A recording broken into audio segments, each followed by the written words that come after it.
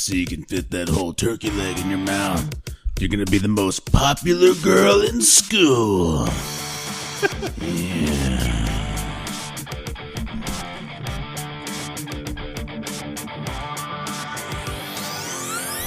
Hey!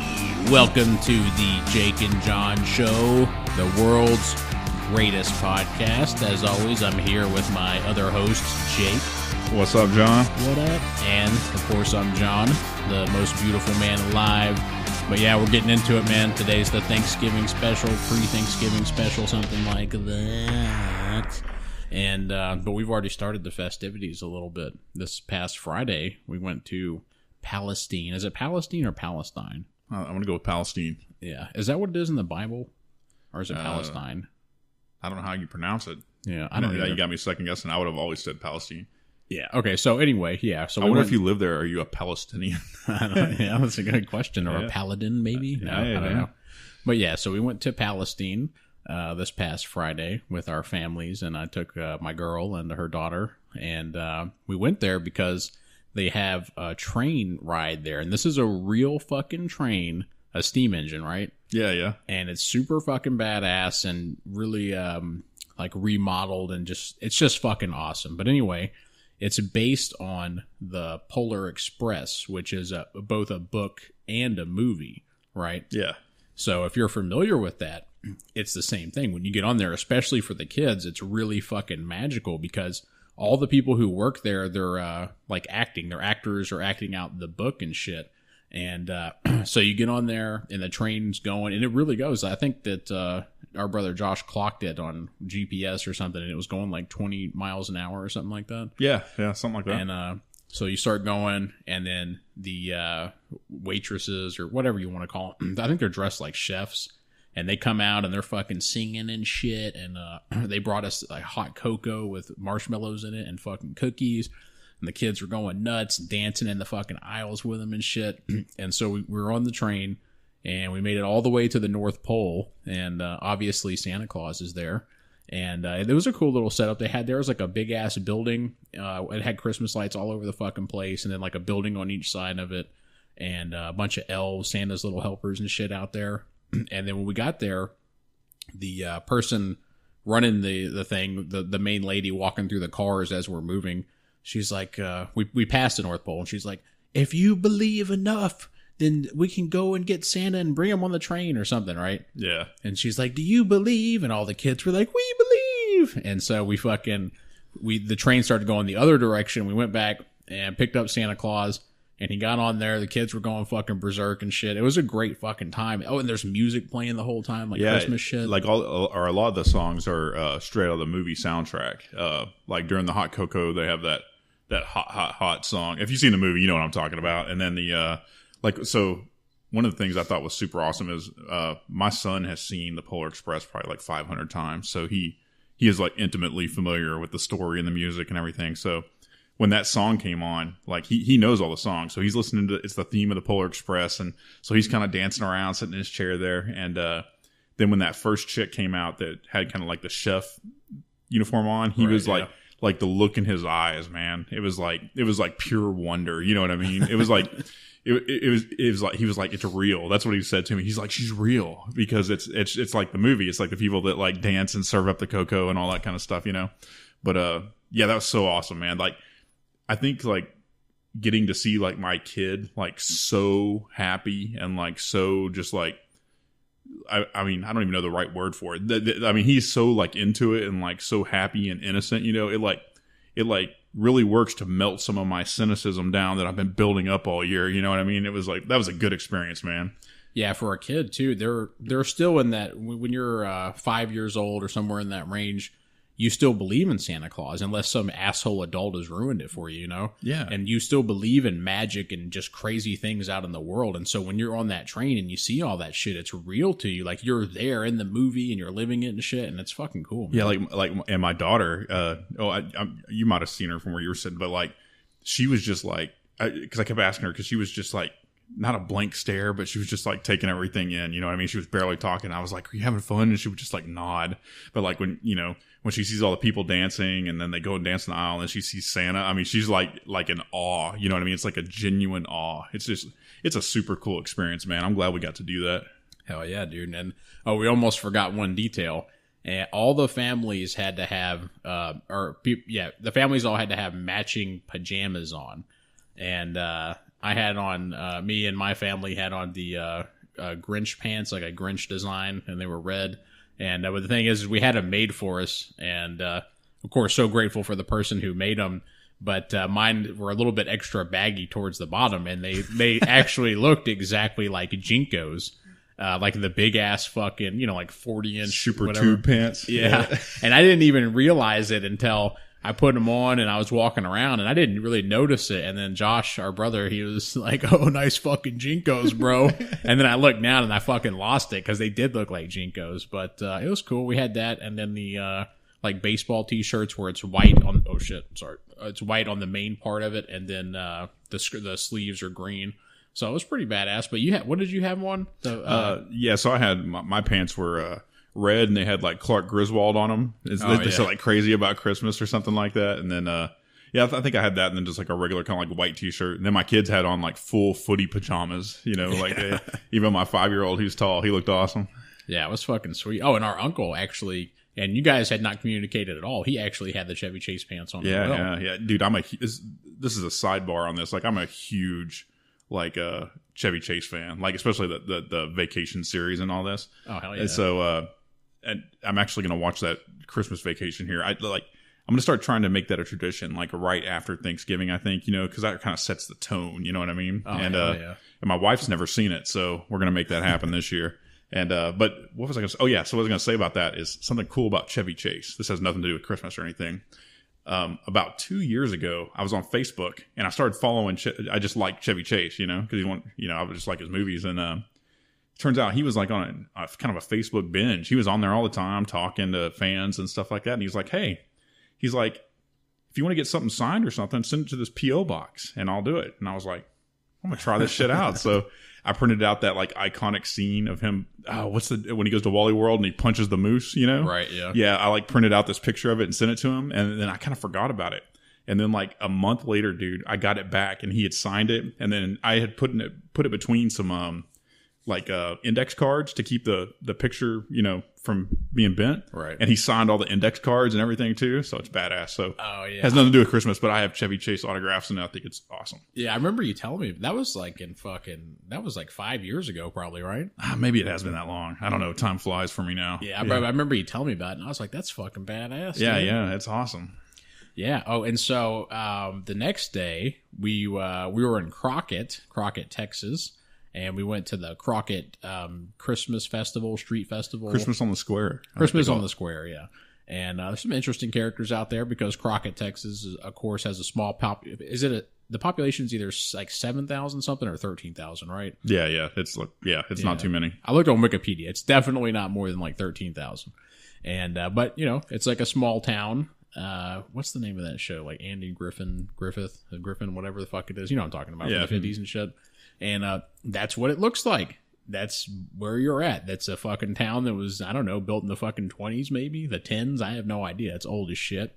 And I only saw one police officer, and it was the sheriff that was like 6'7", and he was like real skinny, and he was just walking around with his wife. And it wasn't like if you go to closer to where we live, a very highly populated area, you're probably going to see a ton of police for one thing because there's more people, but they're not going to really be in that jolly spirit, not from what I've seen. But he just seemed like super happy and cool, and he wasn't trying to be intimidating or get anybody's business. He was waving at people and smiling, so I really appreciated that he was being cool like that. But anyway, they must have had, I don't know, like 60 or 70 booths set up of people selling their homemade wares, like paintings and fucking bracelets and anything you can fucking think of. Yeah, it was good size. It was. Yeah. I was kind of shocked at just how many booths and stuff. I mean, granted, I barely looked at any of them, but it was. I mean, that was a nice setup. There was a lot of people out there, a lot of vendors. Yeah, and a different type of people out there too, man. Very nice and polite and talkative when we were walking around. like this old dude just walked up to us and was like, "Oh, hey, how you doing?" He was asking us about something that we had bought there, and there was nothing fake about it. It was just like, that's just the way it is there. People just fucking talk to people. Yeah, that's one thing about those small towns, and I remember this from when we were kids and we go visit our grandparents in Fredericksburg. Is there was like a genuine kindness. Like right now, if I'm out somewhere, like kind of around where we live, and somebody just comes up and starts talking to me, I don't know if this is right or wrong, but a lot of times I assume they probably want something, or it's not just to strike up a friendly conversation, right? It's always something else, and so I'm always taken a little off guard when that happens elsewhere, and you're like, oh, you really do just want to say what's up and talk or something like that. Yeah, I'm always suspect of people like that. I was at Best Buy maybe like 2 months ago. I was in the parking lot, and I pulled up next to a Ford Raptor, the truck. Yeah. And I have the Ram Rebel, which is basically Dodge's version. It's the competition for the Ford Raptor.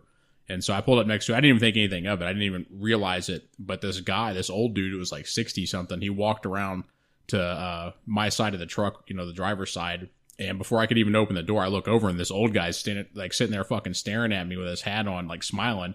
I'm like, what the fuck? I was like, I didn't bring my fucking gun. Does this old guy want some? And because where we live, I mean, it's a nice area with nice people, but there's also some cunts here. So anyway, I was like, well, fuck it. I guess I just got to get out and fight this motherfucker or something, But I opened the door, and he was like, hey, man, I really like your truck. And I was like, oh, thanks a lot, dude. And he was like, yeah, that's my Raptor right there next to you. And he started telling me about all the specs and how he wished he had bought a Rebel, even though the Raptor is a better truck overall. But he was just saying how much he liked it and he regretted mine and shit. And I was like, he was like just being genuine, And he was like, we talked for like 5 minutes and it was cool as fuck. But I think what I was trying to get at there is that there are some nice old people here too, but there's everybody in Crockett is nice like that.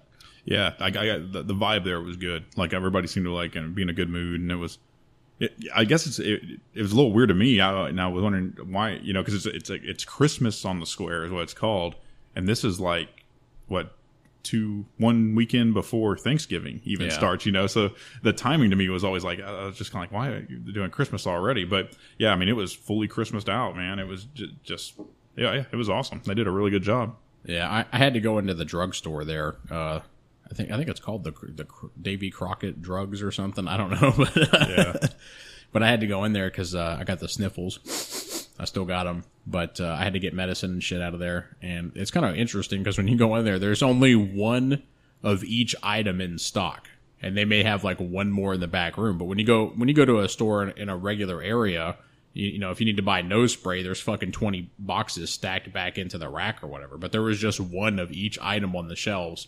And it was kind of strange to see that. And it was also expensive as fuck, but I don't know why. But so I got my stuff, and the people at the counter were really nice. And like, oh, we're really hoping you feel better. Here, have some tissues. And they gave me tissues and shit, which I'm glad because I fucking needed them bad.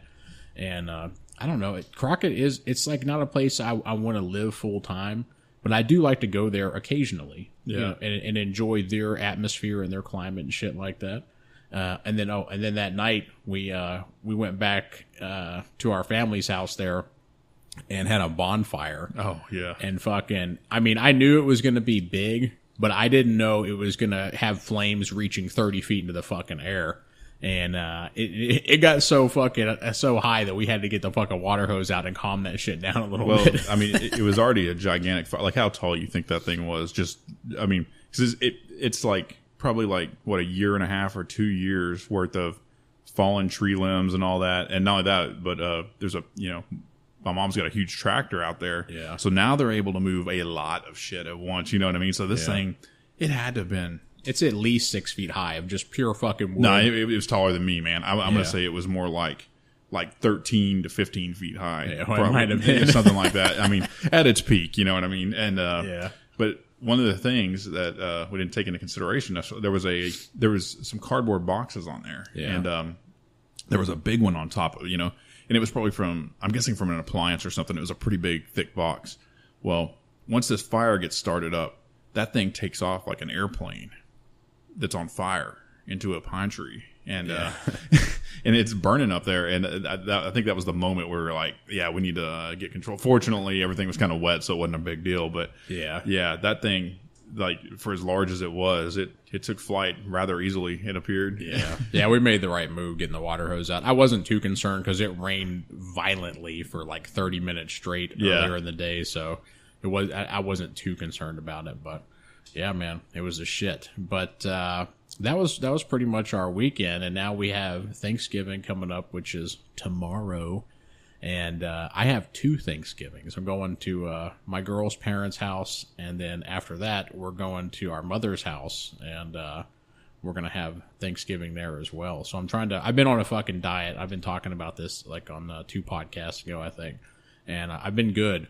And so tomorrow I'm still gonna eat and enjoy myself, but I'm not gonna fucking stuff myself. I'm gonna try to stick to the leaner turkey, the meats, to fill up on that, less calories, because I like the fucking dark meat. I don't like the white shit at all unless there's a ton of fucking mayonnaise and gravy and shit on it. Yeah. But the dark shit, dude, I'll fuck that shit up all day, man. But I don't. So you're still kind of dieting, or not dieting, but changing your lifestyle. But you're gonna cheat a little bit tomorrow, right? Yeah, probably. Like if the pies are kind of what gets me on Thanksgiving. I think it's probably been a good 10 years since I like stuffed myself stupid, to the point of being, unable to move. But so now I eat a little more reasonably, but yeah, I always go for the pies and stuff like that. Yeah. I was looking at some of the pictures that we took of, everybody of this weekend, all the shit that we did together. And, what I'm talking about is the pictures of me, and I was like looking super fat in some of those pictures, and I'm just like, Jesus Christ, that's not just a bad angle. I am fat. I need to fucking do something about this. It looks like I'm living off of fucking like salt and carbohydrates. My fucking face is all fucking bloated and shit. But you know how it's funny, because when you look at I don't know, this isn't 100% true for everybody, but when I look at myself in the mirror, like I don't feel like I look like I do in some of those pictures. In some of the pictures, yeah, I have the same feeling, because I noticed some of the pictures of myself, like it's like, damn, my belly's hanging out like past my tits. You know what I mean? And I'm like, God damn, I didn't notice that in the mirror, but yeah, obviously it's real. Yeah, I need to fuck it. I've been really good. I think it's been like 3 weeks now, and I don't know. I feel so much better. And like I told you earlier today, I already took 3 shits today because I got my fiber and my water up a lot, and I'm feeling good. But there's still this thing. It's like, whenever I try to bend over to tie my shoes, I mean, I can obviously do it and reach them, but I can just feel this extra pressure on my stomach fat. And it's like, if you push any harder, like something's going to break in half or crack inside of my gut, Yeah. That's just how it feels. So I want to get rid of all that fucking bullshit. And I think within the next 5 or 6 months, I'll be good, just get back down somewhere like 210, 215, 220, whatever. And I think it's going to help me a lot. But I'm going to try to take it easy on the holiday food this year, because it's inevitable that there's going to be like all kinds of pies and cakes and cookies and every possible sweet known to man, fudge and just all this shit. It seems like it lands everywhere, and I'm going to try to control myself and stay away from that a little bit, because when it's available for like a full month, it's in everywhere you look, like, because people bring it to work, then it's at my house, go to my in-laws or go to mom's or something. It's you're just like fully inundated by this holiday food, and it's hard sometimes to get away from it. Like, I've traditionally in the past, during the holiday, that's when I really, really go off the rails, because, man, I'm just like, damn, I can't stay away from that pecan pie and fudge, you know what I mean? Yeah. So I'm going to try this year. What's your shit, though? Is it pumpkin pie? Was that you that loves that the most? Nah, I'm a pecan pie guy. Yeah, me too. I fucking love that shit, dude. Yeah, I like pumpkin pie, too. But if I have the choice, it's going to be pecan. Yeah, I like all that shit, dude. Fucking cookies. I love chocolate chip cookies that are soft as fuck, just fucking. Yeah. You know what's funny about pecan pie, and I had never paid attention because, like, I don't really cook and I don't really care, right? But I didn't realize that the filling for pecan pie is just like straight fucking Caro syrup, like, pretty much. Yeah. You know what I mean? Like, you could just drink that shit out of the bottle and throw some pecans on it. I think it's about the same thing. Yeah, it's like gelatin syrup, right, or some shit. Yeah. I don't know exactly what's going on there, but that's pretty much what it is. It's just like basically sugar paste, Yeah, I was living off of canned food a while ago. This is a few years ago, to help save money, and the canned food was free, and there was some of that fucking pecan pie filler in one of those cans. Yeah. I was like, oh, I'll try that out. I got a sweet tooth, and it's just fucking good, man. You get a spoon, you just eat the shit. Ate it right out of the can? Yeah, but you can only eat so much because if you don't have the fucking bread and the pecans and shit, it gets old pretty fast. But it was good. It's not bad. Yeah. You know what else is killer out of the can, dude? And this may be the only way that you can get it, is the corned beef and hash. Corned beef and hash. Is that the one that comes in like the triangle can? No, I know what you're talking about, but no, it just comes in like a regular can, and it's whatever the fuck hash is, cut up potatoes or some shit, and the corned beef, and man, you just fucking throw it on the skillet, dude. Just get it nice and little toasty, little brown edges here and there, man. Tear it up. Yeah, I don't know if I've had that. I will fuck around and eat Spam every once in a while. Our dad liked it, and it's not. We didn't eat it real often, but every once in a while, man, crack a can and slice that shit up and fry it, man. And to this day, man, I'm not ashamed. I will eat Spam. Hell yeah, that's the most popular food in Hawaii is Spam products. It's like their national dish is like pineapple, Spam, and rice. I'm not kidding. And I guess the way that they do it, they have a whole plethora of delicious dishes that have fucking Spam and like rice and shit and pineapples. I don't know. I mean, it's kind of like Taco Bell. You have like fucking 4 ingredients, but you have 1,000 items. They taste different. Yeah. But that shit's good, man. I'm looking forward to everything, dude. The fucking stuffing with a shitload of gravy on it. I don't like the fucking beets. Like it comes in that it looks like it comes in the can, and then whenever you pull it out, it's like a fucking jelly tube. You talking about the cranberry sauce? Yeah. What did I say? Beets? Oh, yeah. Well, you know what I'm talking about. Canned beets. It's the same thing. Like it comes out in that fucking big jelly log, and you have to slice it. Like fuck, what sick fuck eats that, man? Jesus Christ. I do. I'm that guy. Well, no judgment, but I do not care for that shit at all. I don't like the way it looks. I don't want that shit on my tongue. Well, I think what you're supposed to do is take it out of the can and then kind of I don't know, mix it up and shit, so it doesn't just look like a big log that you take slices off that still has like the ridges from the can. Well, no, I think you're supposed to. The way I've seen it served is, well, I know how people serve it, but yeah. I'm not sure. I think what you're supposed to do though. Well, and have you ever had? Do you like real cranberry sauce where it's like solid pieces of cranberry in there and like maybe some I don't know, maybe it's like pecans or walnuts or a little bit mixed in or something like that. Do you like that? Yeah, it seems like I could use a little teaspoon of it, but what the hell are you supposed to put it on? I don't know, man. This is kind of how I do it on Thanksgiving, right? Is like I like mashed potatoes, so that's kind of my base, right? So I start with the mashed potatoes, some of that gravy, get some of the turkey, and then just top it off with a little bit of that cranberry sauce. Adds a little sweetness to it, Yeah, and then you mix that shit all up, Oh, it's delicious. Yeah, I remember our Thanksgivings at Mama and Papa's. Do you remember those? Oh, yeah. And we'd fucking have like little eating competitions with our cousins, Scott and Steven. Yeah, I think that's the last time that I really gorged was the last time I did it there. Because I can remember after I ate, just being physically uncomfortable. I can remember just laying there and being like, there's nothing I can do right now except lay here because I think it is physically impossible for me to bend. You know what I mean? I had so much food, I couldn't even move. Yeah, I think I could still pull it off, but I don't want to. I don't want to blow my diet. But back then, dude, it'd be like, I don't give a fuck. Get 3 plates, and if I fucking can't eat anymore, I'll stuff it in my ass, bypass the liver. But I'm not doing that shit anymore, dude. I just can't, man. I don't know if it's because I'm getting old. I don't know if I have high blood pressure. I should probably get that checked. I don't know what the fuck it is, but when I stuff myself now, it's like I feel the veins in the side of my skull fucking pulsating and shit, and that can't be healthy. Yeah. It's probably some blood sugar shit or something. Yeah. But ever since I stopped fucking doing that, going to Mexican places and binge eating and shit, I feel good. I feel a lot better. I noticed my stomach has shrank. It's not bloated all the fucking time, I just feel lighter on my feet and shit. It's good to eat healthy, man. Yeah, it's amazing, just getting rid of, some of the, extremely salty foods, how much of a difference that makes in, say, a week's time. Say you start drinking a shitload of water and you stop eating all the salty foods, that has a huge impact on your body. And I know for sure for me, just the way I feel. Oh, fuck yeah, dude. Yeah, when I eat a shitload of salt, I can tell something's not right. Yeah. Not just being bloated, but my piss smells funny. You eat a bunch of just shit, and not just asparagus, but just fucking Jack in the Box and shit. And you go and you take a piss, and you're like, Jesus Christ, what the fuck is that smell? And it's just terrible, dude. And fucking, Or like if you're eating a bunch of fucking McDonald's and you take a shit and it smells like French fries. It's just like, but like shitty French fries, you know? It's like, fuck this, dude. Like I don't want any more. I don't want that part of my life anymore, man. Nah, dude. Do you still fuck around with McDonald's? You eat McDonald's? Yeah, I did the other day when we drove back from Crockett.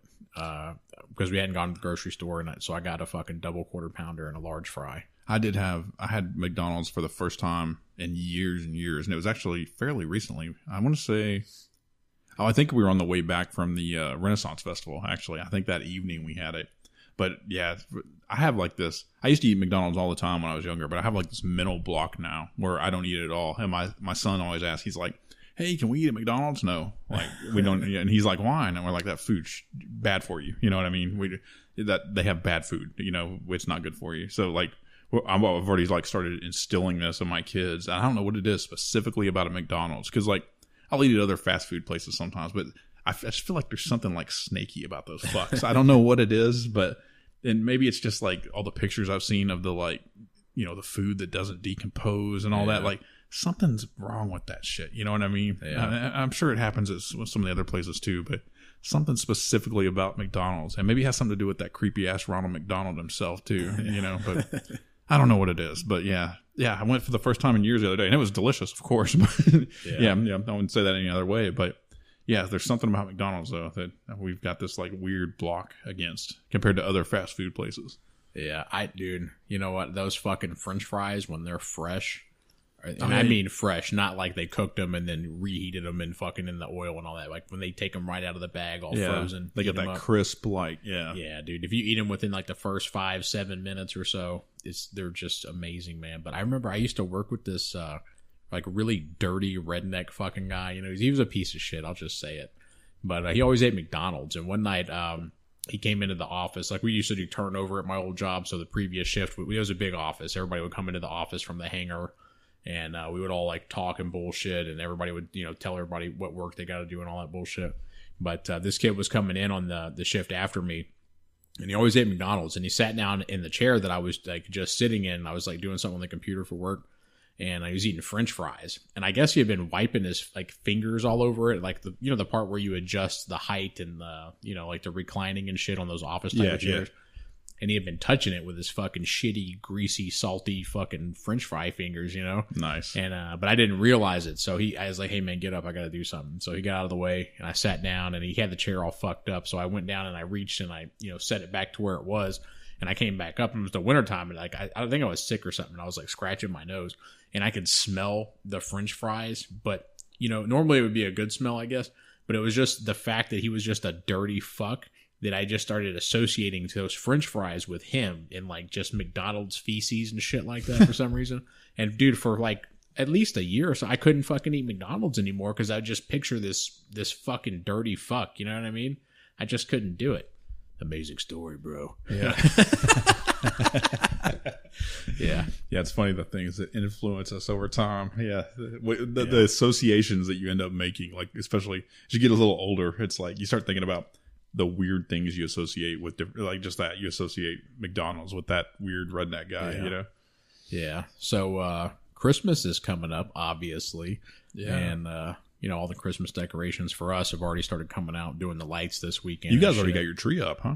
Yeah, man, it's a fake tree, but it looks real as fuck, and it was really easy to put that bitch up, dude. Put it up in like 10 fucking minutes, man. Yeah, I think I think probably on Friday we'll probably go ahead and bust a tree out. Excuse me, we were talking about doing it a little bit earlier, but just hadn't had an opportunity yet. But definitely gonna get the tree out, and then. Man, I don't know what else. I think we have all kinds of lights and shit. I need to go through all that. Bunch of yard decorations. Yeah. But for some reason, when I was younger, like a teenager, I had no problem getting on a roof all day long. Yeah. Now I get up there and I like freeze up and shit. I don't know what the deal is, man. But yeah, I guess I'll make another effort at that this year because I've been putting them up the fucking bitch way with like those poles and all that. Like I gotta get on an extension ladder or something, but yeah, something about like the transfer to the roof nowadays. I just don't like that shit. Yeah. But yeah, I'm gonna fucking see if I can overcome that shit and fucking get up there this year and really do it up because the kids love the lights and and they look awesome too. So I don't know. Yeah, I think I got it easy. I think I just have to do the outline of the roof. As of right now, we're gonna see how that works out. Yeah. But I don't think the clips are up there, so I'm gonna have to do all that shit. But it's not like it's hard. Yeah. But I think when is it? I don't fucking remember. It's like 3 weekends from now, whenever that is we're going to Brenham or College Station. I think it's the same thing. I don't know. Yeah, But, out that way. they have some kind of big Christmas light show out there. Me and my girl and her daughter are going to go out there. And, before, especially before this weekend doing the train thing and seeing how happy all the kids were, before I think not to sound like a piece of shit, but I probably would have tried to avoid those situations. But now just to see the joy that it brings them, I think I'm starting to become an adult. Like, I'm like, oh, okay, you like that. So I like it too because you're happy and that makes me happy. Yeah, there's something special. Like, there's something, and it's real, man. Yeah. Like, something about seeing the joy of kids is like, it's real, man. That's like an upper for me, totally. Oh, hell yeah, dude. That's like one of the greatest antidepressants ever, man. Yeah. Seeing a kid like smile and have a blast and shit, it's fucking great, man. Yeah, absolutely. But what else? What the fuck was I going to say? Oh, I was going to ask you, man. Do you want to we'll do this like as a gift from the podcast. You want to do one of those like angel tree things or something like that? Like, we'll do it like on behalf of the show.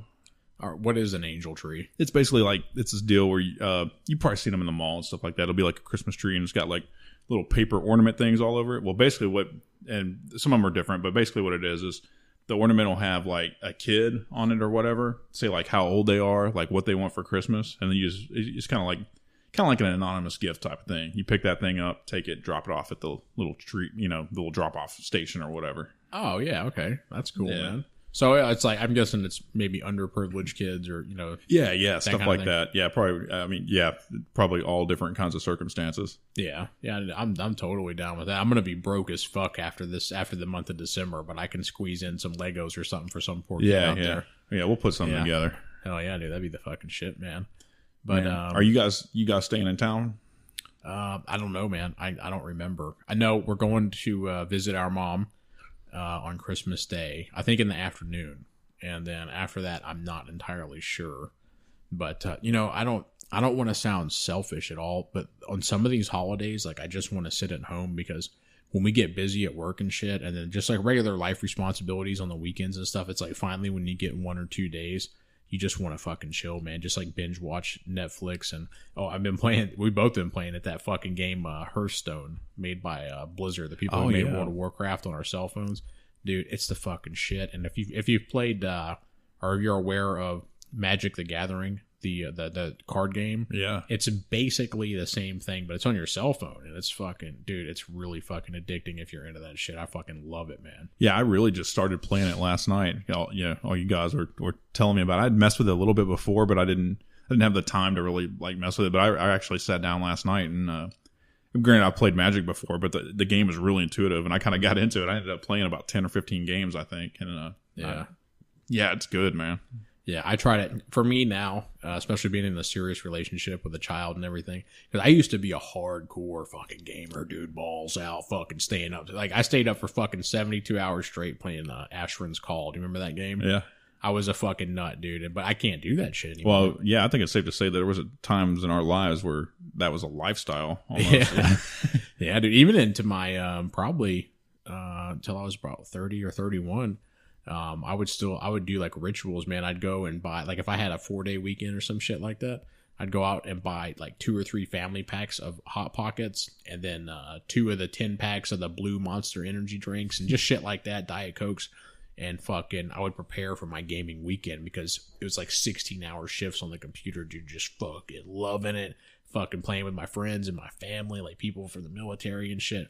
And I think that's one thing that people don't get about it is if you just do it by yourself, it seems kind of weird, I guess. I mean, it seems weird either way, but when you're playing with like your best friends and your family and you're talking and you have the headset on, you can hear each other's voices. It's more than just playing a game. Yeah, well, for me, it was highly social, man. It was a way to stay connected with like you and our other brothers, like because we'd get on there and then, I mean, we of course spent entirely too much time on it, but for me, it was 100% social. Yeah. Like if I didn't have that, I have no interest in even playing. Yeah, I agree with you. I don't if there wasn't that aspect in it, I wouldn't have had near as much fun. And but being in the military didn't help my habits with that because I live over 1,600 miles away from all you guys. Yeah. And so if we could play games and talk together, then it was fucking badass, man. I loved it. But there's no way I could ever do that again. No, yeah, that ship has sailed, man. Like, I can't even get into like an MMO anymore. I mean, I'm sure I could, but like, I think even if I start playing with one now, I just know that's not going to happen. I'm not going to ever play that in a way that I would have wanted to play it like back in the day, and it doesn't interest me because I don't think at least in my opinion, there's no way to half-ass play one of those games. No, not in today's genre. Yeah, I mean the way that the way they build it, especially because like I think Warcraft did a lot of cool stuff, but they've literally made it where if you're not playing all the fucking time, like you can't really compete. Like you can go on and be social and have fun or whatever, but you can't really compete in the game per se. Right. Yeah, and for me, I'm a competitive gamer. I mean, I guess you are too. And I want to win. I want to be one of the best. And the only way to do that is to invest time. And for those who don't know what we're talking about, an MMO, a massive multiplayer online game, typically what we're talking about is the RPG. So it's normally a fantasy setting set in a persistent world. And your character, it's like you're living through your character in that world, fucking getting stronger and getting gold and killing fucking dragons and doing player versus player combat and all that shit. And it's fun, dude. If you get into it and you see how deep and how fucking crazy it is these days, like the technology that they put in there is fucking insane. And it's easy for anybody to get sucked into that, especially when you're playing with a bunch of fucking friends. Oh yeah, and man, I'm pretty hype actually. Getting back to the Hearthstone game, is that they're starting to do more of the like tabletop games and card games digitally because. Yeah. I mean, I think I'm probably more of a tabletop game fan than like you guys are, but I'm really happy to see that's kind of merging because like I played the shit out of like Magic the Gathering back, like when I was in high school and younger, I guess, but I kind of got away from it because there's really nobody to play with without going to a game store at kind of inconvenient times. So to me, it's really cool to be able to kind of play some of these games in a digital way. It still kind of has the same feel, but you always have an opponent, right? Yeah. I think that I've always shied away from those type of games because there's obviously skill involved depending on what the game is, but there's a lot of luck involved too on what card you draw or like whatever you roll the dice, whatever it is. And you still have the skill as far as your decision making on what decision you can make and like anticipating what the dungeon master or whatever is going to do. Yeah. But to me, it was just like too random and too much luck, so I couldn't get into it. I have like that selfish, like narcissistic attitude when it comes to gaming. I want to be who, if I can work harder than you and be better than you, then that's what I want to do. You know what I'm saying? Well, I think one of the cool things, and this is especially true of a lot of the card games, is you have like deck building.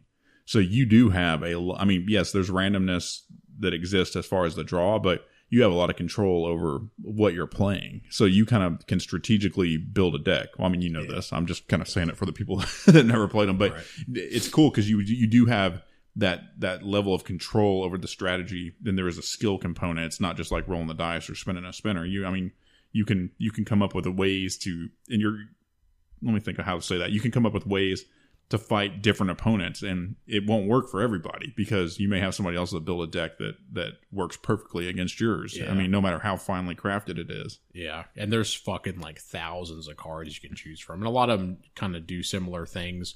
So, I mean, there's only so much you can do, but it's like if you take a poker player, there is a high level of skill involved because if you look at the top poker players, they win more than they lose. Yeah. Whereas the average poker player is just fucking average. So it's the same thing with these card games. There's some fucking 16-year-old kid out there right now that would just fucking murder us every single time. Oh yeah, some prodigy out there, but there's there's a lot of strategy in those games. I mean, it's not only like the deck building, but also like the order you play things and the way you decide to use certain cards. I mean, there's a lot of skill in there. I mean, there's definitely some luck as far as like how things get drawn, but you can definitely change the tides if you know what you're doing and are paying attention. Oh, for sure. There's no doubt about that, man. And but having that game on my phone, I got the Samsung whatever the fuck, the Edge one. Yeah, yours has like a big ass screen, doesn't it? Yeah, it's cool, man. So it's perfect for that too, man. Big vibrant colors, big screen and shit like that. Because I don't know what it is, man. I don't think I'll ever grow out of it, and I don't want to. But I love medieval shit and fantasy shit. The artwork, I like the real stuff. I like the cartoony stuff. I just love that whole fucking world, man. And playing that game is a way that I can kind of get in there, that and watching Game of Thrones and shit like that. I can still kind of be involved in it, or occasionally read some kind of fantasy novel. I can't give it up, dude. I fucking love that shit. Yeah, there's lots of great shit. Have you heard of the card game? It's on phone too. It's called Ascension. I don't think so. It's like I think it's Ascension. I think the one that's on the phone there, at least the initial one's called, I think it's called Chronicles of the Godslayer. And it's another card type game. And I talked to Justin about it. I think he downloaded it, but he hadn't really messed with it yet. But that's another one we might be able to hook up and play some games on. Oh, yeah. I downloaded another, I don't know if it's a single player or a massive multiplayer. I think it's supposed to be massive multiplayer. And it's got, like Ultimate Online type of graphics. Would that be 16-bit, I guess? Like if you had to compare it to something? Yeah, I guess so. Yeah. So maybe 32 or somewhere. It's probably 32, but it has like those kind of graphics. It's cool, but it's just technology from the late 90s basically. And yeah. But it's on your cell phone, man. And if you're fucking, you don't have much time, you can only play on your lunch break or when you're taking a shit or something, you can still have some kind of involvement in that world. So it's cool, man. That's one thing I like about the card games is that you can play a game fairly quickly. So you can kind of jump in and out. And not only that, you can jump in and out, but you can also like actually complete something and do, you get through an entire game in 10 minutes or whatever it is. So that's something I really appreciate about the card games is the ability to play and actually accomplish something versus some of the MMOs. What was that one MMO they had on the phones? It was actually pretty badass. It looked a lot like WoW, but oh right, I know exactly. No, it's not that. I know what you're talking about. Yeah, I can't think of the name of it, but I started playing that a long time ago. I downloaded it, and but it had just like that huge time commitment where unless you were sitting there for hours and hours and hours, you just really weren't getting anything done. And that's something I can't play anymore. But, with the cards, you jump in and out and you actually have an accomplishment. It's a great thing. Yeah. The only way that I think that I could ever live that amazing lifestyle again, but not as amazing as the one I have now, is if once me and my girl are like in our 50s or something, and there's just not a lot going on. We're getting closer to retirement. Is like we're just like, hey, fuck it, we both play fucking World of Warcraft together or something. But I'm pretty sure that's never going to happen. But hopefully it will. But maybe that does, and I can get back into it in that later stage in life. But as in the next 10 or 15 years, I don't see it happening at all. What I'd like to do is I'd like to play some actual tabletop games. Like every once in a while, just set up a night every once in a while and play, because some of them are pretty elaborate and pretty badass. Yeah. Like I have this huge, this is kind of nerdy, but I have a huge collection of tabletop games. Like, people that aren't nerds won't even know what the fuck I'm talking about. But like Will Wheaton's got a show tabletop on YouTube and stuff. Where you see these just like shelves full of like board games. Yeah. Like I'm not quite at that level, but I've got a lot, and several of them I've gotten through like Kickstarter and stuff, and I just haven't played because there's really nobody to play with. There's a couple of guys at work every once in a while we'll jump on or something, at lunch or something. If we can have a game, if we have a game that is quick enough that we can actually play it in that short time period. But I'd like to set up a night where it was like a couple of hours, have some beers, and get through one of these badass elaborate games. Yeah, you do have a bunch of shit over there. Fucking, I love the artwork on those boxes too, man. It looks badass. Oh yeah, I have a bunch of D&D stuff, and it's crazy how much D&D stuff that I have, and I'd never play it. You know what I mean? Like I have several editions, I'm thinking maybe when my kids get older, maybe they'll like to, just play through some of the simple stuff, because I haven't played it in so long. Like I kind of have this romanticized vision of it from when I played it when I was a kid, but I don't really know if it's the same thing anymore. You know what I mean? Yeah. But some of the games though are pretty good. There's a lot of good strategy ones, where it's not just like you were saying. Like I don't really care anything for all the just purely luck-based games, but when you have some that have some skill involved and strategy, especially if it's group strategy, that I like the co-op type of stuff. Yeah, hell yeah, man. What I'm looking for right now though is like an epic fantasy adventure novel, and obviously there's Game of Thrones, and I've only read the first book and like a quarter of the second book. But at this stage, because of the series, I don't want to read them right now. I want to wait until they're done with the series, and then 10 years later, maybe I'll read the books. You know what I'm saying? Yeah. Because I mean, obviously, there's way more going on the books and fine details and shit like that. But obviously, the show does a pretty good job based off of the fans' reaction to it who have read the books.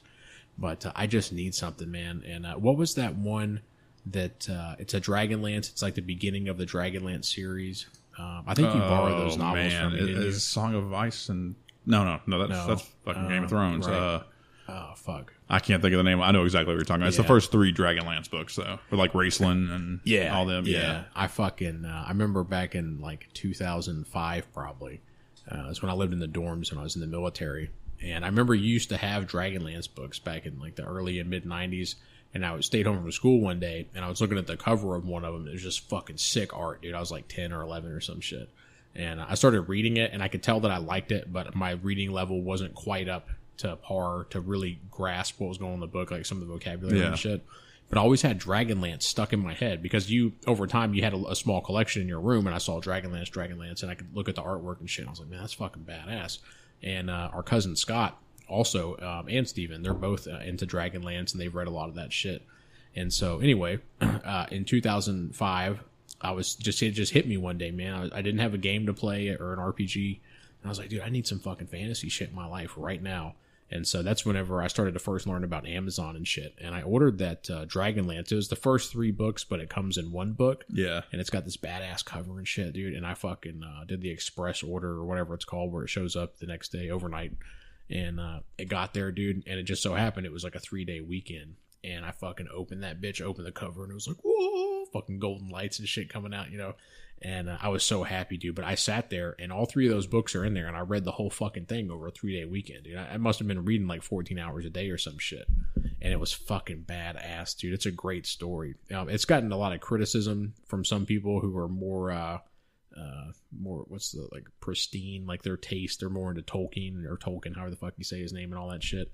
And I gotta tell you, I tried to read the Lord of the Rings books, and obviously they're classics, and they made wonderful movies and artworks and stories and shit. But it was too much detail, too much description, so I couldn't get into it. But the Dragonlance books, which I would say it's more like a teenager reading level, that's what's required to read it. But to me, that doesn't mean shit. If it's a great fucking story, that's all that matters to me. Well, yeah, they're very they're easy to read. You're right. The Tolkien books, man, those things are fucking horrific to read. Yeah. I mean, even today, like I can get through one, but the way they're written is not like the easiest flow. You know what I mean? Yeah. Like, I mean, they're obviously great stories, but they're pretty hardcore. I mean, you know, with all the other languages and stuff actually being written out. You know? I found the names of those books. So the first 3 are. Was it Dragons of Autumn Twilight, Dragons of Winter Night, and actually being written out? You know? I found the names of those books. So the first 3 are, was it Dragons of Autumn Twilight, Dragons of Winter Night, and Dragons of Spring? Yeah, in fact, no, you can't see it here, but that's the book, right? Yes, that is it. Yeah, it's a single book with all 3 the first 3 books in it. I think I still have that book, unless you borrowed it. I still have it. You know, I saw it. I think I gave it back to you. When you moved back. Yeah. Yeah, dude. But I read that motherfucker every day, all fucking day, dude, and I loved it, man. I went. I only left to go to the chow hall to eat, man. I'd stuff myself, so I only had to go like once or twice. And then I'd come back and just read. And I miss that feeling, dude. It's like the movie A Never-Ending Story. Yeah. When Sebastian goes and locks himself in that room and he fucking throws the cloak over his head. Yeah. And he's got the little peanut butter sandwich and it's lightning and shit outside. It's like, that's the perfect fucking reading atmosphere. Like, that's what I want, man. I'm like, not like, I don't know. I'm like pretending I'm fucking Sebastian in a sense, you know, and I'm reading this fucking book. I'm fucking just got my underwear on and I got the fucking blanket and a hot pocket and shit. And I'm just reading, dude. I'm in the zone and I'm there. Well, books are amazing, man. Like, because if you can really get into a good book, it's better than any movie you could watch. I mean, because you can get fully immersed. Have you ever, and I've talked to other people that have had this experience, but have you ever like gotten through like a huge book or a series or something, and then afterwards you're just kind of like lost feeling? You're like, what the fuck? Because you've been so like fully immersed in that thing. It takes you like a day to get right. Yeah, dude. It's like, because you start to fall in love with the characters and you know the world so well. And then after you get done with it, it's like watching the UFC event. That's amazing. Like the last one with Conor McGregor, where he, you know, holds the 2 belts now. It's like there's a high, and then when it's over, you just lose it, and it's just like you're like, what the fuck, man? Like I'm depressed now. There's fucking the world's not as exciting. That was the most exciting thing I've seen in like fucking 6 months, you know? Yeah. And it's the same thing with books. It's that same type of feeling. It's like you lost your friends in your fantasy world because the book's fucking over, and you just read it, so you probably don't want to read it again. But that happened to me when I was 10. And you remember whenever the Superman comic came out and it was a big deal where Superman died? Yeah, yeah. Like that made me sad because I fucking love Superman. And I had like, I don't remember. I had a fucking shitload of Superman comics, but I must have read 60 of them in one day, comic book's not that fucking long. And then I got to the one where Superman dies, and I was just like, oh my God, I'm so fucking depressed. But then I had the follow-ups to that where they had all these spin-offs. They were all Supermans, but it was like some black kid that like had on like an iron suit or something. I can't remember. That kind of picked me back up and shit. But anyway, I finished all that whole fucking thing in one day. And afterwards, I just felt empty inside for like 2 days, man, because I lost Superman. And the whole, like, Metropolis or whatever the fuck the city. Is that what it's called? Metropolis? Yeah. Yeah, fucking all that shit. Like, what's Lois Lane going to do? You know what I mean? And it just fucking upset me. That's when you know that, like, a story's great, man. Yeah. Like it's like after you read it, if it has an impact on you. And, now that we're talking about this, I have not read any fiction in a fucking long time, man. Everything I read nowadays is like nonfiction, tech books and shit like that. Like I haven't really sat down and read like a good series in a long time. I think the last one that was like an epic series that I totally got through was the Harry Potter stuff. Yeah. And like, I know I've ranted and raved about this before, but Harry Potter is legit as fuck, man. Is it? Dude, fuck the movies. Like, fuck the movies. The movies. The first movie was amazing. I guess the movie, yeah, it's okay, but like it's the super cliche that it doesn't have shit on the book. Like the book is a whole different world, and not only that, so there's audiobooks for it, right? And the dude that reads those things is fucking incredible, dude. Oh, yeah. He's got different voices for all the characters and stuff. Yeah, that was one of those books. Like I got fully immersed. Like that was one where once I got started, like there was no stopping. You know what I mean? It started because I was traveling for work, and I was having to drive to like 3 or 4 hours to San Antonio or whatever. And I picked up the first audiobook. And I was like, I'll check this out and just see what Harry Potter's about because it was popular now. And then once I got into that, man, I was like fully into it, dude. Like when I wasn't in the car, I was buying the books as well because I was like reading the books like while I was hanging out, at home, and I couldn't listen to it. So, dude, that's great stuff. If you haven't done it, it's worth that's a journey you can go on. Hell yeah. I have a little experience with audiobooks. I was listening to one for one of the Star Wars novels, but there's so fucking many, and I know that some of them just kind of suck. And I think the one that I got was a shitty one. It's all about who's reading it. Like if you have if you have one that's narrated well, it's awesome. If it's narrated bad, they suck. They're terrible. Yeah. Yeah, the one that I was listening to wasn't that good. But I think the last fiction book I read was Girl on a Train. It's a movie now. Have you seen the commercial for it or preview, whatever? And it's like a big deal, I guess. Really popular. It's one of those books that just fucking exploded, like 50 Shades of Grey. Probably not that popular, but that type of shit. And I got like 250 pages in, and I just had to stop because it was really fucking good. And then those last 30 pages, like she just kept repeating herself. And I've written a book, and I recognize what was going on. It's where you run out of material, but your publisher is telling you have to reach 300 pages. That's basically the mark when you sell, those little novels you see in the fucking airport. They're all the exact same size because 300 pages. Like, you have to have 300 fucking pages. And I could just tell that was what was going on. She's very talented, obviously, and a super millionaire now and all that shit. But whenever you have experience with it, even if you never make any money, like when you see what the author is doing and it's 100% clear, it's like, fuck this, I'm not reading that shit, Yeah. But those first like 220 pages or something were killer, man. She did a great job, whatever her name is. Do you ever read any like horror suspense? Yeah, I the dude, I think it's like 40s, 50s, 60s, that era. H.P. Lovecraft. That guy, that's his name, right? Is it PH or HP? Yeah, H.P. Lovecraft. H.P. Lovecraft, yeah. A good friend of mine actually let me borrow it's a compilation of a shitload of his stories. Because I think that's how they were released, right? Like in magazines, and then now later they put them all together in books so we can read them and shit.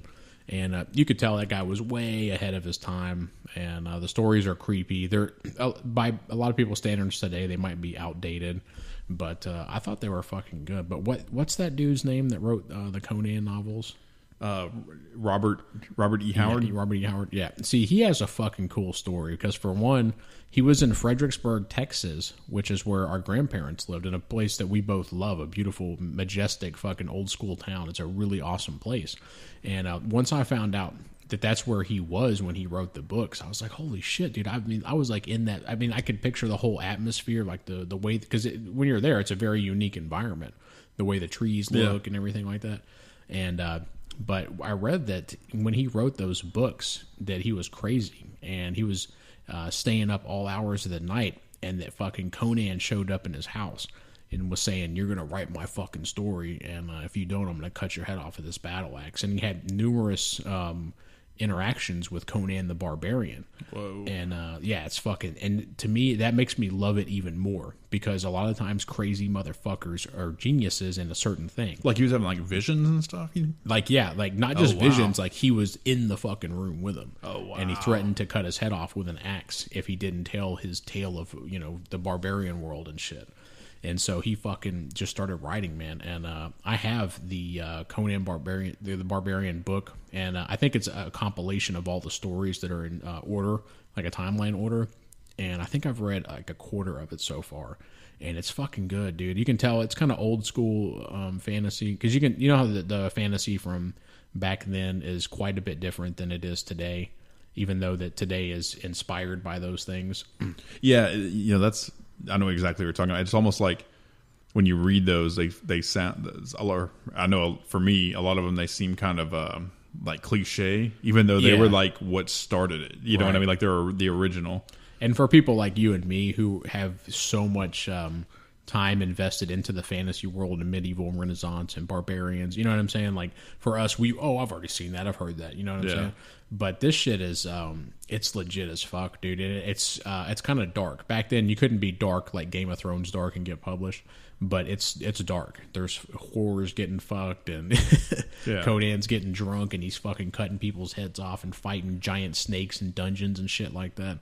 And it's a cool book, dude. And it's even more badass because it's the hardcover, and it has the that necklace that's in the movie. Yeah, I know exactly what you're talking about. It's the snake thing. Yeah. That's on the cover, and it's the gold sprinkly dust shit. I don't know, whatever the fuck, gold laced, whatever it's called. Yeah. It's fucking badass. And just when I look at that book, dude, again, it reminds me like the Never-Ending Story book, because it's the same shit. It's got like some kind of snake design or something on the front of it, doesn't it? Yeah, that talisman, like it's like big that. Fucking tome. And that's what it's like. I wish the book was bigger to give me more of that feel, but that's how it makes me feel whenever I crack it open and it's a real book. It's not a Kindle, And it's like when you open the page and the fucking pages are slightly yellow because it's a few years old, and I fucking love that shit, dude. I need to get a fucking book right now. Dude, I just recently, just weeks ago, I went and got a fucking library card, and I haven't had one in ages, dude. And there's something about libraries. I feel this way about bookstores in general, like especially used bookstores. Like I go in there and I'm like, dude, this fucking place is full of magic. You know what I mean? There's so many great books out there, and man, I'm gonna get back into reading fiction, dude. I have to start reading a fiction book, because I've had some of the greatest experiences just sitting down with just a great book, man. Because I mean, they always, like we were talking about, they leave this impression if you find the right one, and there's so much great shit out there, and it's like such a great way to experience a different world. Because I've always like loved reading, always, like since I was a kid, man. My favorite games were like Zork and all the early text-based games, is because I always enjoyed reading things and then like kind of letting my imagination run with it to draw the pictures, you know what I mean? And we've gotten kind of far away from that with now that, everything's so graphical and we're able to make such great, looking CG movies and all that. But I miss that time that where, you read it and you kind of build your own images and let the impacts happen like that. Hell yeah, dude. I love going to the bookstore, and the success with e-readers, especially the Kindle and the Barnes & Noble and whatever the fuck it's called, and the Kindle Fire. I don't know, that's the same thing as a Kindle, but that is, it's fucked up the book and mortar scene quite a bit. We've seen bookstores around here close, and I think with the exception of like Barnes & Noble, and then there's what's the big ass used bookstore, Half Price Books. Yeah, that's the only two I can even think of. I mean, and I'm sure there's some mom and pop shit like out in small towns or something somewhere, but not around here. I mean, and I, like you're talking about the Kindles, like I have a Kindle Paperwhite that I bought, and I don't like reading on it as much as I thought I may have. And I don't know if it's because you can't flip through pages quickly, or I don't know what it is. Just something about it. It doesn't have the same feel as a book. I can definitely read it for a while. I mean, it works fine. It works as designed, but it doesn't have that same feel. I don't know if it's a nostalgia thing or what, but something about actually having that book and opening it up and the smell of the book and, and all that, it just adds to the experience, I think. It does, man. And I think that I might have felt that way about the Kindle but the first book that I ever read on it was Charles Bukowski's Post Office, which is an amazing book. If you haven't read that, anybody listening to this, you must read it. It's fucking great. But I didn't even know who the fuck the guy was. And then on Netflix, I think it was Netflix or YouTube, is a free documentary, wherever I saw it. And it talked about his life, and he just had this crazy life. And this dude was this raging fucking alcoholic that he really did work at the post office, and that's what that story's about. And it doesn't sound interesting, a drunk works at the post office, but when you read it, dude, there's genuine laugh out loud moments because all this shit is fucking true. And it's a great fucking story. And because that was my first one, and the thing is the guy's like always drinking in the book, like drinking whiskey and shit like that. And I went out and bought whiskey, and I was sipping it while I was drinking it. I don't even know what possessed me to do that, but I wasn't getting drunk, just a slight buzz, and it just made the story more real. Like I was connecting with him, you know? Yeah. And I just loved it, dude. And again, I can't stress enough. Anybody listening to this, you got to read that fucking book, dude. It's amazing. Wow. Yeah, that's good. Yeah, that's pretty cool, man. Yeah, even you got the whiskey and all that. It's kind of that full immersion experience of getting into a story, man. So the one you're talking about, I think you've told me about that story before. Did they make a movie out of that one as well? I don't know. I think that there is a movie. I know he's in a movie. Is a supporting character. I don't know if it's the author himself is. Yeah, I don't know if it's based off of one of his books or what. It would be a killer fucking movie if they could find the right guy. You know who would be a great actor to play him? Is I think his name is Josh Brolin, the dude from the Goonies, and he's also in No Country for Old Men. He's the older brother in the Goonies. Yeah. I think he's also Superman in one of the newer Superman movies. But he's a gritty dude, man. He's a good actor, and I think that he could pull that shit off for sure, man. Nice. Yeah, I'll have to check out that book. I know you've told me about that several times over the past few years, and maybe, that might be my first fiction book going back in. Yeah, I've read it 3 times, I think now, maybe more than that. It's just one of those ones that grabs you. And I've read, I think 4 of his books, and I like them because they're like 200 pages, which, don't get me wrong, I love epic tales, but not if it's stretched out. Like I was saying on Girl on a Train, that's my opinion, is that it was stretched out because, pressure from the publisher. But Charles Bukowski, it's not like that. Every single page is high quality writing with relevant things going on.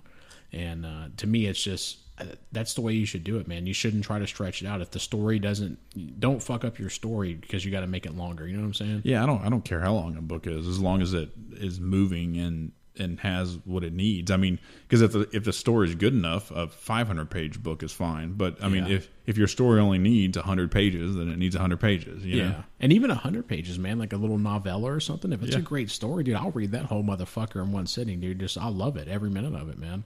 And there's a lot of novellas that you can get for your Kindle on Amazon, and I've gotten a few of them. They're okay, like kind of fantasy shit. But some of them are terrible. Are you talking about, is it like self-published stuff, or? Yeah, some of them are, yeah. The self-publishing market is really starting to take off. I mean, it has been for a long time, but I'm trying to think of this girl's name. She's like 22 or some shit. She's probably like 24 now. But she wrote this fantasy series, and it's geared towards early teens or, like 11, 12-year-olds and shit like that. Probably, I think, girls, because it's a female heroine.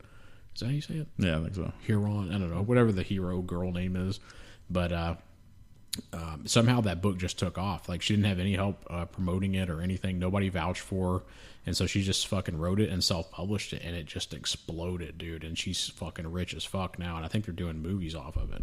So I think self-publishing is really cool, but it also makes me wonder how many great books don't get seen. You know what I mean? Oh, dude, thousands. I mean, I'm sure there's tons of great books that major publishers had turned down and stuff like that, but now you have like it's kind of the same thing with music, right? Now you have this huge sea of shit, and like some of it's going to be great, Yeah. And I mean, I'm sure there's just like tons and tons of shit, but like the great ones though might be harder to pick out of this gigantic pool now. Yeah. When I was trying to get a publisher for my book, I got back, decent feedback. The writing's good. We like the story, but the problem is with that kind of content that's that vulgar is we don't know if an audience is going to be into it. So you can't risk that. You have to tone it down. You got to do this. And after I got told that a few times, I'm like, fuck you, you know, I'm not doing that shit because that sucks. Like, you're trying to turn this into a generic book, which may be safe and you may be able to sell more copies, but people like me don't want to fucking read that shit. I think that most people don't want to read that bullshit if they know better. You know what I'm saying? Yeah. Like, if you're an advanced reader, I mean, what the fuck's that guy's name? Like, the Jack Reacher books. I can't think of the name of the author. I mean, he's a good writer, you know what I'm saying? But when you read those books, it's like you already know what the fuck's going to happen in the story because it's like every action movie ever. The hero's this 6'4" badass that kicks everybody's ass and fucks all the women and shit. And it's like, how many times can you tell that fucking story, you know? Yeah. Or how many times can you say, he almost didn't make it out, you know? It's insane how many stories could be made with the same formula. And it continues to sell over and over and over. Yeah. There's something... well, it's because the previous generations don't know about it. So you can use that formula every 5 or 10 years and have success. There's a... I have no idea what it's called, so I'm not even going to try. But there's some kind of formula out there. And I will look this... I'll put it on the blog. I can't think of the name of it. But basically... It's something to the tune of there's like 4 basic stories that can be told or something like that. And like every story kind of fits into this, to one of these molds, you know what I mean? And I think some of them are a lot more generic than that though. Like you know, sometimes when, you know, if you sit down and read a book or you watch a movie and you're like, I've already seen this. Like I liked it when they did that 20 years ago, you know, but I guess you're right, man. It could be like the generational gap it is new to the younger people, exactly. Right? Like they haven't seen the original. So yeah, that's a good point. Yeah, fucking there is a formula like that, and you've probably seen it too. It's for country music, and you look at all the hit songs, and it's like the same fucking song. They talk about the same shit. It's the same beats and riffs, and it's just it's just a little bit different pitch or whatever, but it's the same fucking song. Well, we're metal guys, so this will be kind of metal nerd stuff. But like, are you familiar with like Avenged Sevenfold? Yes. The band, like they're obviously like great musicians and stuff like that. But I'm like, man, I remember like when Metallica wrote those songs. Like, you know, I mean, it's not that they're the same songs, but like the style is they've listened to a few Metallica albums. Let's put it that way. You know what I mean? It's like I've already heard that. And I'm like, man, they're so popular though. You know what I mean? But then I was kind of thinking the same thing. It's a generational thing. I think it's because the people that aren't like me that have been into metal forever, right? Like that's their first time hearing that specific sound, that kind of the kind of same Metallica type sound. So yeah, of course they're into it because it's awesome, right? Yeah. I don't know. It's weird. Have you heard the new Metallica album? I was actually just listening to some of that stuff earlier because you see they released a video for every song off the album, like before it dropped. Yeah. No, I didn't know that. Yeah, there's what was it? Oh shit, I'm gonna mess it. Spit Out the Bone, I think, is the name of one of the songs I heard. It's like pretty thrashy, dude. I was pretty impressed. I was actually, before I came over here today, was watching some Metallica videos because I had been kind of following the new album, and they took me down the YouTube rabbit hole. I was watching them. It was actually just a recent show. I think they played in London or something, but they were playing the Four Horsemen live. Yeah. Oh, it was fucking awesome, dude. Like they sound good, man. Like I'd heard them a few years ago, and some of their live shows just sounded like shit. You know, like James didn't sound very good. I mean, he sounded like James, but he didn't have that like gruffness anymore. You know. Yeah. But yeah, like they sounded really good, man. They sound tight, and it's crazy. I was watching the Four Horsemen. And I was thinking, I bet they have played this song like a million times. You know what I mean? Like they've probably played that at every show they've ever had. Yeah. And they were still like totally jamming it though. You know what I mean? Like they weren't just kind of like calling it in. They were fucking jamming. And I was like, man, I appreciate that you guys are like still like putting on a show and fucking jamming. And Lars is still standing up and fucking hitting the cymbals. I don't know. It was just awesome, man. I was like, there's a reason why those dudes are like one of the biggest bands in the world. You know? Yeah, I know. James Hetfield went through a like alcoholic stage, and he had to go to rehab and all that kind of shit. And I wonder, it wasn't that long ago, a few years ago. So I wonder if there was that stretch where he was not strung out, but just kind of drunky, and he was. Well, have you watched that? What the fuck was the name of that? They did like a documentary. I think it's called Some Kind of Monster or something, where they go through like a lot of the problems in the band and all that. Oh man, I haven't seen it. I haven't watched the whole thing, but I watched some clips off of it a while back, and man, it's kind of depressing because those are like kind of like childhood heroes of mine, and you're just watching. They're just like, I mean, because they're just kind of like falling apart in that thing, Obviously, they pulled it together, but there's just like you see kind of that inner turmoil of the band, and it was like, man, I didn't even want to know that. I wish I could unknow that, you know what I mean? So Yeah, I feel the same way about Pantera. You know, I wish that none of that shit ever happened. And Yeah. once some of it started coming to light, I mean, I still fucking love Pantera. I just wish I didn't know about it. yeah, yeah. But I mean, what can you do? But that new album from Metallica, I've never been a huge Metallica fan. I 100% respect their talent, no question. They are a very good band. I just, some of their sound, it's not, I don't know, it has kind of like that depressing and downer stuff to it. I don't know. Yeah. That's just my opinion. But what the fuck was I going to say? But yeah, the new album it sounds good, and it has the old school feel from the late 80s to me. That's what it sounds like. It's weird because they kind of got a few of the songs I've heard, and I can't remember the names of all of them. They kind of, I don't know what album they started on because I kind of stopped following them around like when with like Load and Reload and all that came out. Yeah. Like I wasn't paying as much attention. I was listening to heavier stuff a little bit, and I was kind of dismayed with the way kind of direction they were going, you know. But they've still got they've kind of transitioned. They have not as thrashy. It's more this kind of rock. I don't even know what it is. I mean, it's still kind of metally, but Yeah. I don't know. That completely changed kind of what they were doing, their formula, you know. And then it seems like ever since then they've been doing some really strange things to get back. What was the name of that album? They had Death Magnetic. What was the one before that? Where they did the video from the prison. You know what I'm talking about? God, yeah. I feel ashamed that I'm messing up my Metallica knowledge, but I hadn't followed them that closely. But they had that one album where it had Saint Anger on it and all that shit. You know, Yeah. that was a weird album. Like, just was like the whole sound of it was really strange. It was like thrashy and dirty and stuff. You know, Yeah. it's like they were like, fuck all this like overproduced like strange sounding rock, you know, radio music, and they had gone back into this really just like, you could tell they were like in a weird spot as a band. Just the whole album is really strange, you know. Yeah, but I remember whenever Load came out, and that was the big joke. You know, we'd go to Best Buy and see the album covers and be like, "Oh, it's a big fiery load on your album, you fucking cum guzzling fucks," whatever the fuck, you know. And but I didn't really like that music. What the Black Album? That was the one with Enter Sandman and shit, right? Yeah, Is that what it was called? Yeah, Yeah. That was a good album, man. That was like my Metallica era, my introduction to him. Because you were obviously listening to him before that, you know, and I knew Seek and Destroy or Search Him, whatever the fuck. And so I knew who they were, but that album connected with me more. I think I was 10 or some shit when it came out. And I could just groove with that shit, you know. Yeah, there's Sandman, fucking Exit Light, all that shit. I can tell you one thing like that just makes me so happy about Metallica is these dudes are like 50 something, full gray beards and shit, and they're still fucking jamming, dude. And that makes me so happy when I see that in bands, man. And they're not only they're jamming, but they're good. They're like, they're still doing it right. You know what I mean? They're not phoning it in at all. They're still jamming. It's like Slayer, right? Like they're getting older, but dude, they can still fucking stand against anybody on the stage. You know what I mean? Yeah, I mean, it's easy to see how they could have issues in the band because they're famous worldwide, and they have been since they're so fucking big. Yeah. And they've been very wealthy for many, many years, more than 2 decades now. And just that kind of pressure and, you know, learning how to deal with that.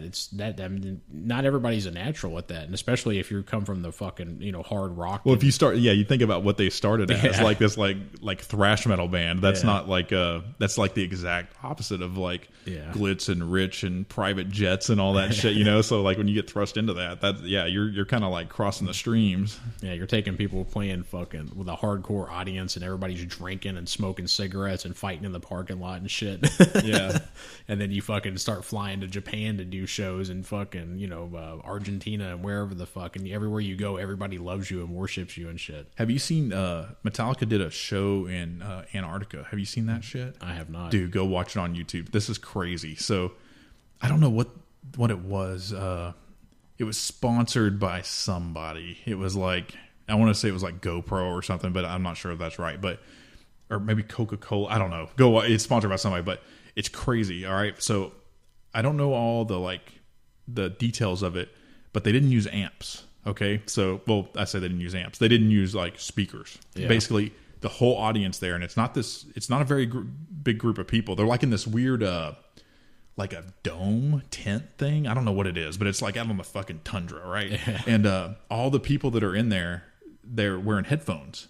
So there was no like live sound. I guess I don't know this for sure, but I'm guessing they were trying not to like mess with the environment or like freak out the animals and shit, you know? Yeah. So, but they're fucking jamming, dude, and like there's no sound like in the place, right? Because everything's coming through everybody's headphones, like it's like wireless headphones or whatever. But it's fucking crazy, dude. Like that just tells you the the level that Metallica is at. They're like, we're playing in the middle of the fucking tundra, you know what I mean? And like this really bizarre way where everybody wears headphones, and like, who the fuck does that? You know what I mean? That's how big they are. In that video, does it show like the crowd and the band with no music playing, just to kind of show you? I want to say that I did see that somewhere. Yeah, it's just really, it's super cool that even happened. You know what I mean? It's Hell yeah, dude. Because I'm guessing what you heard in the room was just James singing. You know what I mean? Like if you didn't have your headphones on, that was it. You know, that's probably badass. Lars drumming, you know, or whatever. I'm not even sure. I'll have to go back and look at it. I don't know if he had regular drums or if he had electric, like an electric kit or whatever when they were out there. Yeah. That's fucking cool, man. I'd love to see that. Yeah, shit. check that on YouTube. That's badass. I will, man.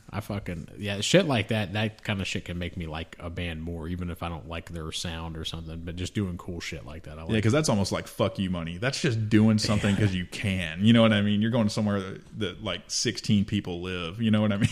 Yeah, I think I looked it up before. I was one of those days where I don't have shit to do, and I was taking a shit at work or something, and I was looking at the most famous bands or wealthy bands or whatever, and I think they're worth over $200 million. I mean, that's maybe more than that. I want to say I saw a net worth thing. It was when I was just doing one of the searches. I want to say like James Hetfield is like 140 million himself. Oh wow! I think Lars was the same, and then actually, what was it? I'm gonna have the numbers like a little bit off, but it was 100 and something million for James and Lars, and then Kirk was 70 million. I don't know why he's less.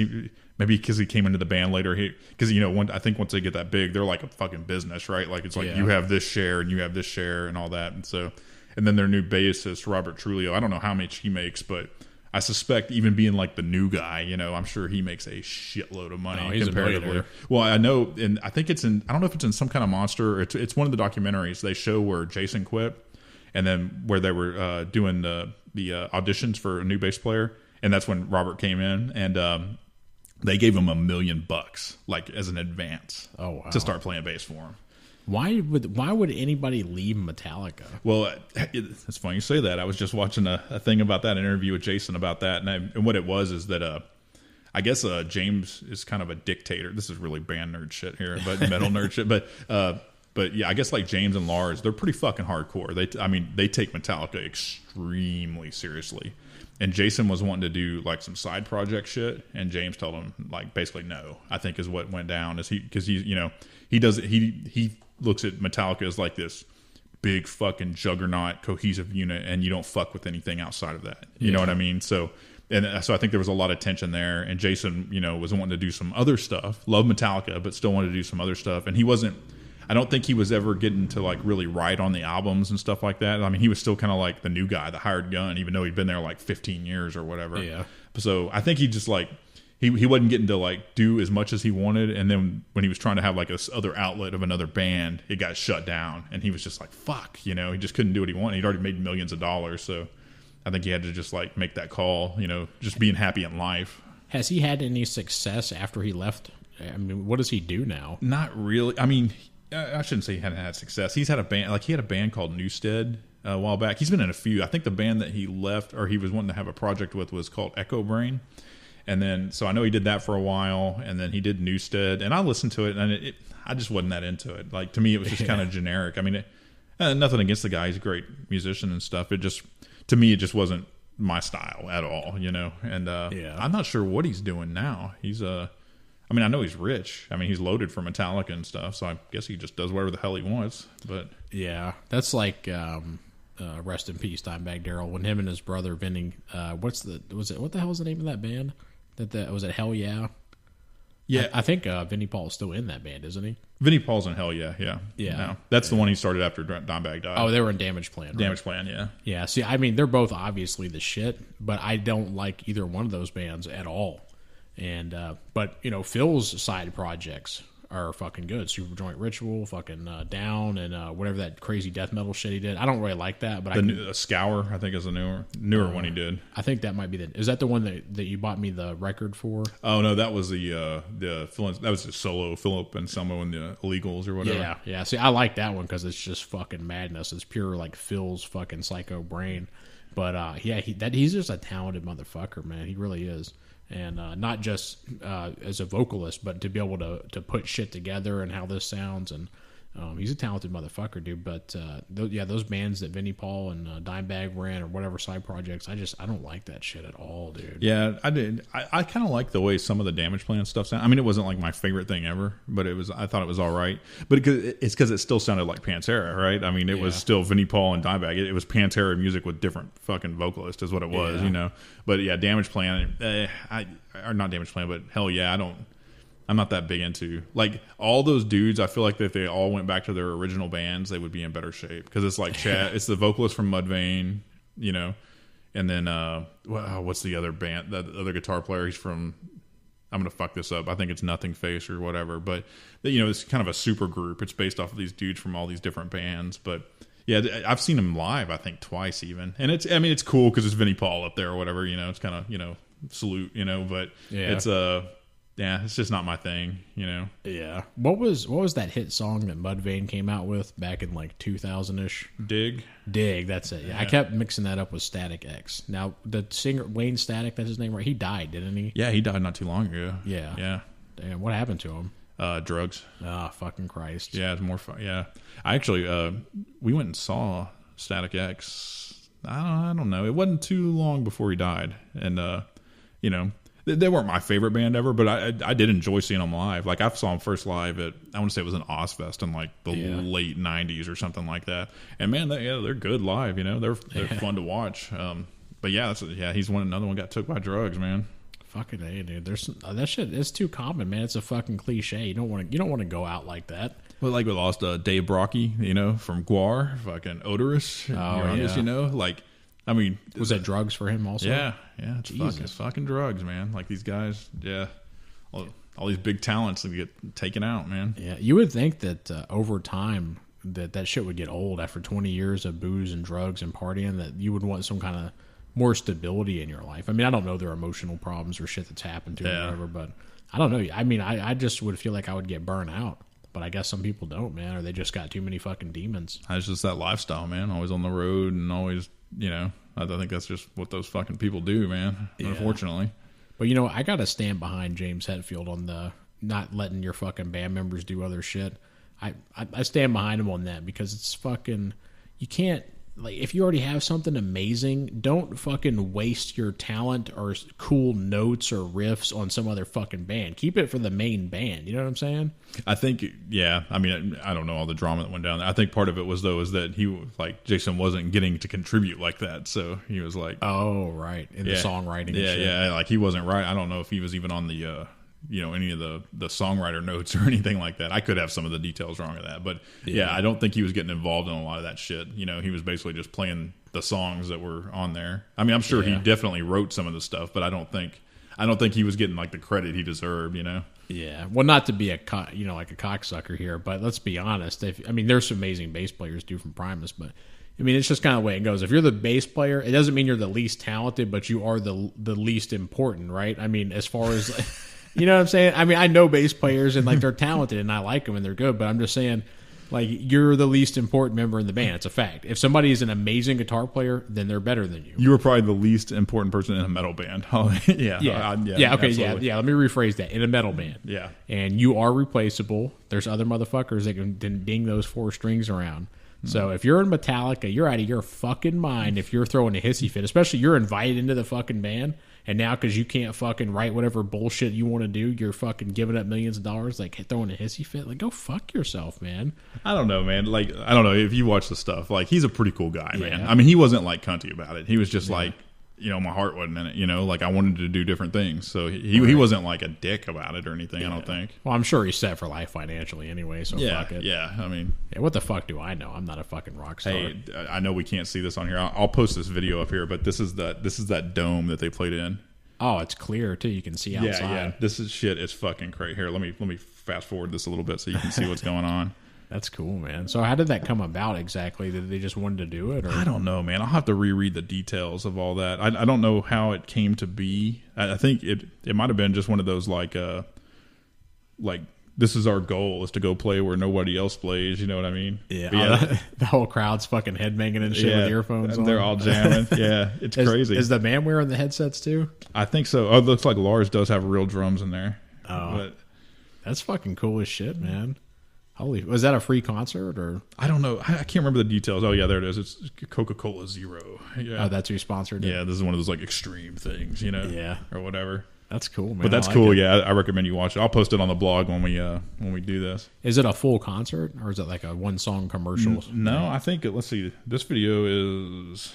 I don't remember what's all in here, but this video is an hour and 12 minutes. So oh shit. Yeah, I think it's like a legit concert. But I think in the video they talk about like why they decided to do it. It's been a while since I watched the whole thing. I can't remember what all of it was, but yeah, it's cool. Fucking A, man, that's good shit. Well yeah. I guess we Metallica out there. That's funny. We both looked at each other like, well, about time to hit that dusty trail. Yeah, that's right. All right, guys. Well, guess we wish everybody a happy Thanksgiving and eat good. Eat lots of stuffing. Yeah, I'm going to. Yeah, sounds good. All right, everybody. Well, as always, check us out at jakeandjohnshow.com, on Twitter at Jake and John Show, Facebook at Jake and John Show. John, can you throw me that paper right over there? I swear one of these days I'm going to remember this phone number. But if you want to leave us a voicemail, the number is 804-557-4691. That's 804-JJ-SHOW-1.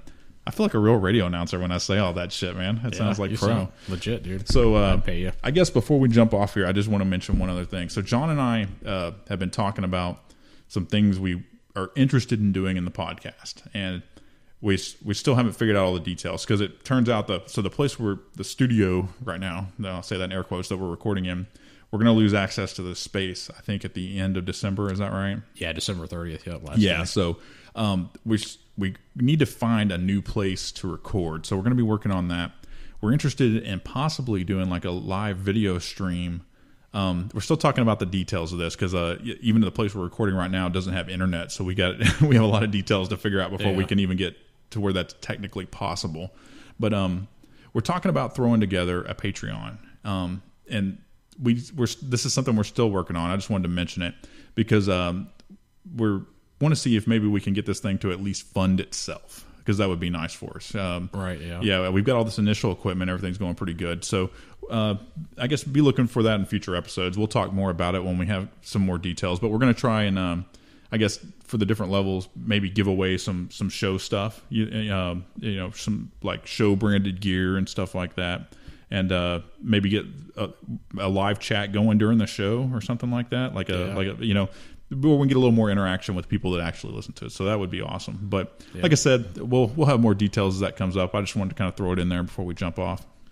Fucking A, man. Sounds good. Well, I guess we're getting the fuck out of here then. All right, everybody. Happy Thanksgiving. Have an amazing Turkey Day. Take it easy.